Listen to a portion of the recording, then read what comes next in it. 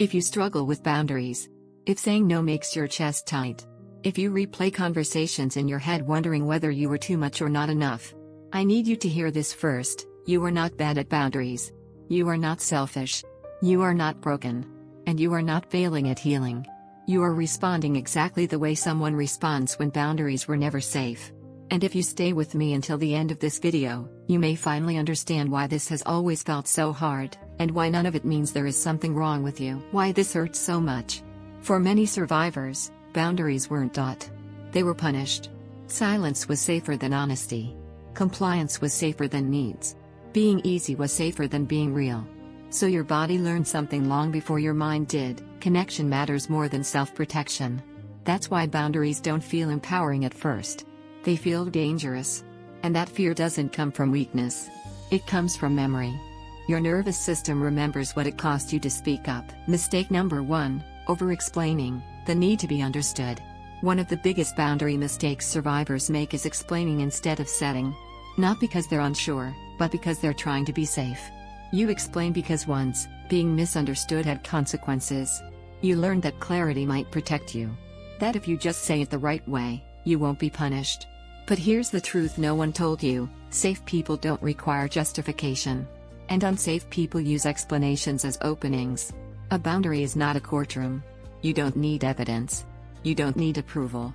You're allowed to protect yourself without telling the whole story. Mistake number 2, waiting until you're empty. Survivors often wait until they're exhausted to set boundaries. You tolerate. You minimize. You tell yourself it's not that bad.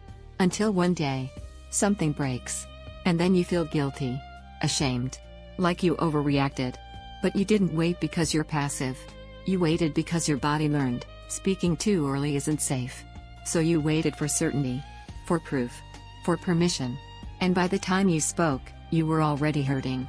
That's not a character flaw. That's trauma timing. Mistake number 3, believing discomfort means you're wrong. This one is subtle. And it keeps so many survivors stuck. After you set a boundary, you feel sick. Your heart races. Your mind spirals. And you think, I must have done something wrong. But discomfort doesn't mean danger. It means unfamiliarity. Your nervous system is leaving a pattern it once depended on. Of course it panics. Healing doesn't feel calm at first. It feels uncertain. Quiet. Exposed. That doesn't mean stop. It means you're learning something new. Mistake number 4, trying to use boundaries to change people. Survivors often believe boundaries should make others behave differently.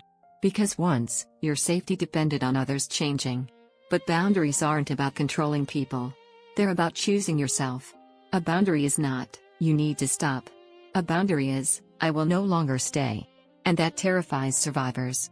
Because leaving once meant loss. Rejection. Abandonment. But now? Leaving means self-respect. The most painful mistake, self-abandonment. This is the one no one wants to talk about. Saying no. Then saying yes to keep peace. Knowing something doesn't feel right. But staying anyway. Betraying yourself quietly, so no one else gets upset. If this hurts to hear, pause.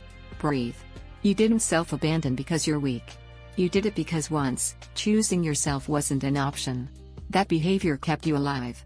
But now it's costing you peace. And you're allowed to grieve that. What boundaries are actually meant to do. Boundaries aren't punishments. They aren't ultimatums. They aren't walls. They are information. They are clarity. They are self-trust in action. A healing boundary sounds simple: I'm not available for that. I'm stepping back. I won't continue this conversation. No explanation. No apology. No justification. And yes, it feels terrifying at first.